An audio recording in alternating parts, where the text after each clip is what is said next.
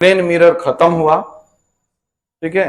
और plane mirror खत्म होने के बाद से प्लेन मिरर से रिलेटेड अभी तक जितने कंपटीशन में क्वेश्चन पूछे हैं उस सारे क्वेश्चन को ऑब्जेक्टिव में एक जगह कर लिया गया है। एक एक क्वेश्चन स्क्रीन पर आते जाएगा और हम लोग इसको जवाब बनाते जाएंगे और आप लोग क्वेश्चन का आंसर नोट करते जाएंगे कि किसका आंसर क्या होगा। क्योंकि आपके पास भी फाइल में किसी न किसी प्रकार से क्वेश्चन है, फाइल में सबके पास है।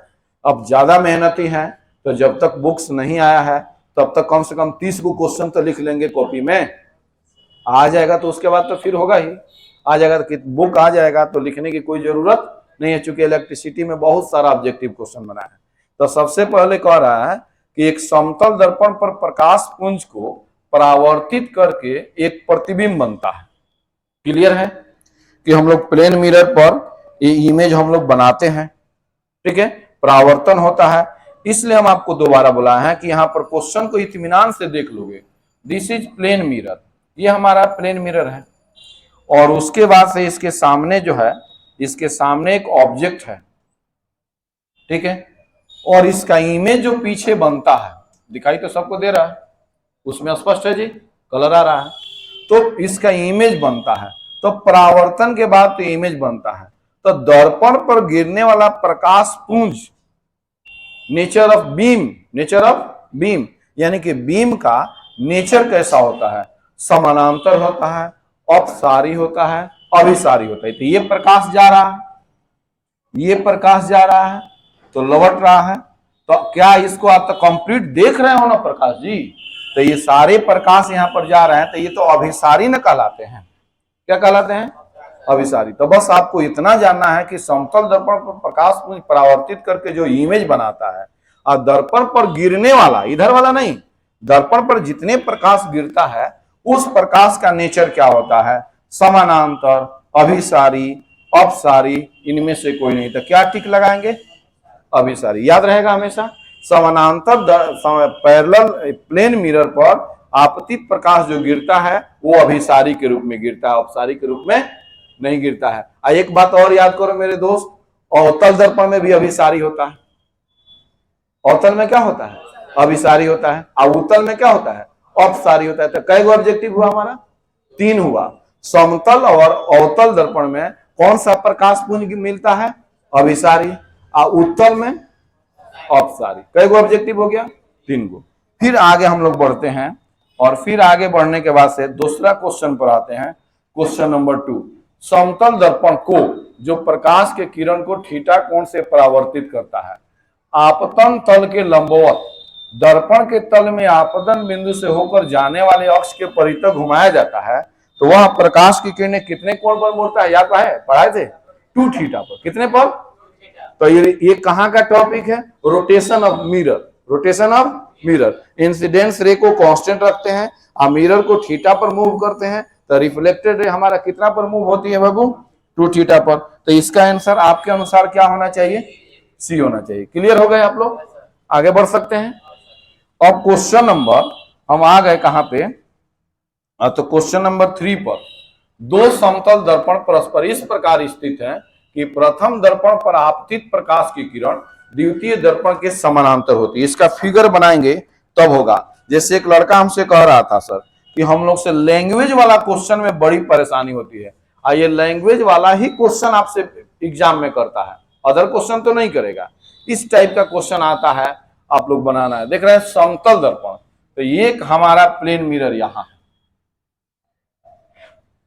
2 समतल दर्पण इस प्रकार स्थित है कि प्रथम दर्पण पर आपतित प्रकाश द्वितीय दर्पण के समानांतर हो जाता है। तो प्रथम दर्पण, ये प्रथम दर्पण है, इसको हम हटा देते हैं। ये प्रथम दर्पण है। आप प्रथम दर्पण पर आपतित प्रकाश, प्रकाश को इंसिडेंस करते हैं,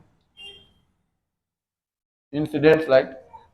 प्रथम देख 2 समतल दर्पण में प्रथम दर्पण पर आपतित प्रकाश द्वितीय दर्पण के समानांतर होती है। तो दर्पण का तो कलर बनाएंगे रेड से। ये हो गया हमारा दूसरा दर्पण।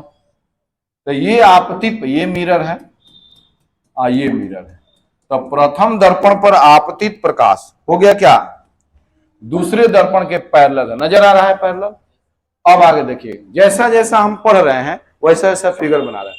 दो समतल दर्पण इस प्रकार रखा गया है, एडजस्ट किया गया है कि प्रथम दर्पण पर आपतित प्रकाश द्वितीय दर्पण के समानांतर होती है। ये सेकेंड वाला मिरर है, ठीक है, और ये फर्स्ट वाला मिरर है, तो फर्स्ट के पैरेलल है, फर्स्ट ये दर्पण है, इसके पैरेलल लाइन आ रहा है, तथा द्वितीय दर्पण से परावर्तित प्रकाश प्रथम दर्पण के पैरेलल है। इससे प्रकाश इस पर हिट कर रहा है और इससे परावर्तित हो रहा है, तो ये इसके पैरेलल फिगर बन गया। क्वेश्चन में आप लोग आराम से फिगर भी बना सकते हैं, पैरेलल है। तो दोनों दर्पणों के बीच में मध्य में कितने डिग्री का कोण होगा? 60 डिग्री का कोण होगा। जबकि ये जब दोनों पैरेलल होगा तो स्वाभाविक है कि तीनों कोण आपस में क्या होना चाहिए? बराबर होना चाहिए। अब बराबर होना चाहिए तो त्रिभुज बन गया कि नहीं दोस्त? बन गया। और त्रिभुज के तीनों कोणों का जो कितना होता है? 180। अब भुजा का गो है 3 गो, तो 3 से भाग करेंगे तो कितना आ जाएगा? 60। तो आपका आंसर कितना हो जाएगा? 60। याद रहेगा? अब इसके बाद हम लोग आ गए क्वेश्चन नंबर कहां पर? आता 4 पर। एक आदमी की ऊंचाई, ये इंटरेस्टेड क्वेश्चन है। एक आदमी की ऊंचाई 180 सेंटीमीटर है, ये मैन है, इसका हाइट 180 सेंटीमीटर है। ध्यान से पढ़ेंगे। उसके बाद उसके आंखें उसके सिर की चोटी से 10 सेंटीमीटर है, नीचे है। अब देखिए, अपनी पूरी ऊंचाई पैर के अंगूठे से सिर तक देखने के लिए वो अपने से 1 मीटर दूर रखे समतल दर्पण का उपयोग करता है। तो समतल दर्पण की न्यूनतम ऊंचाई क्या होती है? तो आप लोग कुछ बताए थे, याद आ रहा है? कि ये देखिए, ध्यान से देखना, ये प्लेन मिरर है, 1 मीटर दूरी पर एक व्यक्ति खड़ा है, ठीक है। इसका जो आंख है वो सिर से 10 सेंटीमीटर नीचे। कितना सेंटीमीटर? ये सर। तो अब कह रहा है कि उसकी टोटल ऊंचाई कितनी है? 180 सेंटीमीटर। उसके नीचे 10 सेंटीमीटर आंख है। तो हमको आंख से सिर से क्या मतलब है भाई? पूरा हाइट देखना है कि नहीं देखना है? क्योंकि यहां पर कह रहा है कि पैर के अंगूठे से सिर तक को देखने के लिए। तो आपको बताए थे ठीक कि अगर आपको टॉप टू बॉटम देखना है तो आपकी हाइट कितनी होनी चाहिए? h/2। तो h/2 यानी कि 180/2 कितना सेंटीमीटर? हाँ, 90 सेंटीमीटर का हमारा मिरर होना चाहिए। तो हमारा आंसर कौन हो जाएगा? बी। 170 का नहीं होगा, 85 का नहीं होगा, क्योंकि जानते हैं लोग करेंगे कहा तुरंत है 10 घटा देगा सर, ठीक है। 180 में से 10 घटा देगा, 70 हो जाएगा, 70 का आधा करेगा 65 हो जाएगा, गलती हो जाएगा ऑप्शन। इसलिए हमारा क्या होगा? 90। चूंकि आंख नीचे है तो क्या सिर काट के हटा दिया जाएगा? सिर को देखना है, इसलिए हमारा कितना हो जाएगा? 90। आगे बढ़ सकते हैं, कोई डाउट नहीं है। अब आते हैं यहां पर क्वेश्चन है, क्वेश्चन नंबर 5।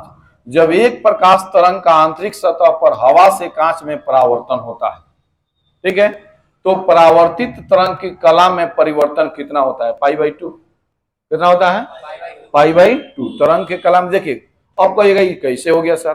तो जब एक प्रकाश तरंग का आंतरिक सतह पर हवा से कांच में परावर्तन होता है, हवा से कांच में परावर्तन होता है, तो उसके परावर्तित तरंग के कला के बीच यानी कोणीय मान कितना होता है? π/2 यानी कि 90 डिग्री। ये हमेशा याद रहेगा। इसका मान कितना होता है? π/2। अब आ जाए, ये तो आप लोग पढ़ाए थे उस दिन कि समतल दर्पण से उत्पन्न आवर्धन का मान क्या होता है? -1 +1 0 0 से इनफाइनाइट। तो कौन सा वन होता है? +1 होता है। कि प्लस का मतलब क्या होता है? वर्चुअल। और 1 का मतलब वस्तु के बराबर, और प्लस का मतलब वर्चुअल और इरेक्ट। बोले थे ना, वर्चुअल और इरेक्ट। अब नेक्स्ट क्वेश्चन में आते हैं, क्वेश्चन नंबर 7। एक समतल दर्पण की क्षैतिज से 30 डिग्री कोण बना रहा है। यदि एक ऊर्ध्वाधर किरण दर्पण से टकराती है और दर्पण एवं परावर्तित किरण के मध्य का कोण कितना होता है? इसको थोड़ा सा सॉल्व करना पड़ेगा, हम आपको सॉल्व करके दिखाते हैं। ये देखिए, आपको हम यहां डायग्राम बनाएंगे। एक समतल दर्पण क्षैतिज 30 डिग्री कोण बना रहा है। यदि एक ऊर्ध्वाधर किरण दर्पण से टकराकर दर्पण एवं परावर्तित किरण के मध्य का कोण, बिल्कुल आसान है, लैंग्वेज कठिन है। मिरर एक समतल क्षैतिज से, एक समतल दर्पण क्षैतिज से 30 डिग्री का कोण बनाता है। क्षैतिज है, इससे कितने डिग्री का कोण बना रहा है? 30 डिग्री का। समझ में आ रहा है? भाई प्लेन मिरर है, इस पर एक लाइट इंसिडेंस हो रहा है, मिरर और रेखा के बीच का कोण कितना डिग्री है? डिग्री। यदि एक ऊर्ध्वाधर किरण दर्पण से टकराकर दर्पण एवं परावर्तित किरण के मध्य का कोण, ठीक है, और ये लौट रहा है, तो ये 30 हो गया। नॉर्मल लाइन डालेंगे तो ये कितना हो जाएगा? 60। आई कितना हो जाएगा? 60। आई कितना हो जाएगा? 30। तो अब दर्पण एवं परावर्तित किरण के मध्य का कोण कितना डिग्री होगा भाई? कितना डिग्री? ये 30। एक समतल दर्पण 36 से 30 डिग्री कोण बना रहा है। यदि एक ऊर्ध्वाधर किरण दर्पण से टकराती, ऊर्ध्वाधर ऊपर से नीचे आती हुई किरण दर्पण से टकराती है, और दर्पण एवं परावर्तित किरण के बीच मध्य का कोण कितना डिग्री होता है? 60 डिग्री होगा। कितना डिग्री होगा? 60 डिग्री होगा। आगे बढ़ सकते हैं हम। ऊर्ध्वाधर नॉर्मल लाइन डाले हैं, ठीक है, ये आपतित किरण है, तो जब ये क्षैतिज से सतह से साथ आपका सॉरी उल्टा बन गया है, उल्टा हो गया, आ गया यहां पर, ये प्लेन मिरर है, ये प्लेन मिरर है। प्लेन मिरर से एक इंसिडेंस रे हो रहा है, रिफ्लेक्ट हो रहा है, 36 से 30 डिग्री कोण बना रहा है। ये नॉर्मल लाइन जो है, ये जो इंसिडेंस रे है, ये नॉर्मल लाइन के साथ कितना डिग्री कोण बना रहा है? 30 डिग्री बना रहा है। तो 30 डिग्री बना रहा है, तो इधर का टोटल मान कितना हो जाएगा? 90। तो 90 माइनस 30 इज इक्वल टू 60। दर्पण और परावर्तित किरण, ये परावर्तित किरण, ये दर्पण हुआ, तो इसके बीच का कोण जब ये 60 होगा तो ये भी हमारा कितना होगा? 60। चूंकि आपतन कोण परावर्तन कोण के क्या होता है? बराबर होता है, तो ये भी 30, ये भी 30, तो ये भी 60। तो हम लोग फिगर बनाने में मिसिंग कर गए थे, ऑप्शन होगा हमारा ये, राइट। अब आते, एक छोटी वस्तु किसी समतल दर्पण के सामने 10 सेंटीमीटर की दूरी पर, ये क्वेश्चन इंटरेस्टेड है, आते हैं हम यहाँ पर। फिर एक छोटी वस्तु, वस्तु छोटी हो या बड़ी हो ये माने नहीं रखता है, माने रखता है कि वस्तु कहां पर है, ये माने रखता है, ठीक है। एक छोटी वस्तु दर्पण के सामने 10 सेंटीमीटर की दूरी पर स्थित है। एक छोटी वस्तु, ये दर्पण हो गया, दर्पण के सामने एक छोटी सी वस्तु है, और ये छोटी वस्तु है, 10 सेंटीमीटर की दूरी पर स्थित है। फिगर समझ रहे हैं? अब देखिए, यदि आप वस्तु के पीछे दर्पण से 30 सेंटीमीटर दूरी पर खड़े हैं, आप दर्पण से 30 सेंटीमीटर दूरी पर खड़े हो, दर्पण से, तो वस्तु से आप तो 20 न हो गए, और दर्पण से कितने हो गए? 30। वस्तु से और दर्पण से 30। अब आगे बढ़ते हैं, खड़े हैं, इसके प्रतिबिंब को देखते हुए तब आपकी आंख द्वारा फोकस की गई दूरी, अब देखिए सारे लड़के डिस्टर्ब हो जाएंगे, फोकस की गई दूरी नहीं, आपके आंख से कितना दूर पर इसका पीछे इमेज बनता है, तो जहां इमेज बनता है ना वही फोकस दूरी कहलाता है। माने कहां पर प्रकाश फोकसित हो रहा है, तो यहां पर फोकसित हो रहा है, तो दर्पण से कितना दूर पर फोकसित होगा? 30। अब व्यक्ति के आंख से कितना हो जाएगा दूरी? 30 plus 30 is equal to 60। Answer कौन हो जाना चाहिए? देख रहे हो क्वेश्चन कितना आसान है, लेकिन पेचीदा कितना बना दिया। क्वेश्चन बिल्कुल आसान है, क्योंकि हम आपको पढ़ाए थे, सब लोग यही बात पढ़ाते हैं कि मिरर से जितने दूर पर खड़े हैं, मिरर के ठीक पीछे उतनी ही दूरी पर प्रतिबिंब बनता है। तो मिरर से x होता है, अगर वस्तु से मापें तो टोटल x प्लस x कितना होता है?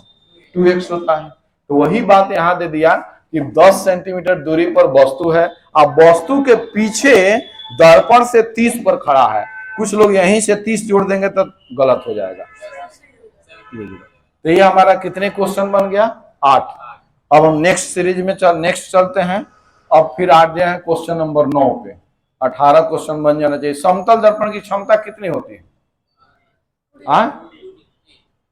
2D समतल दर्पण की क्षमता, पावर चमड़ा निकला लगी तब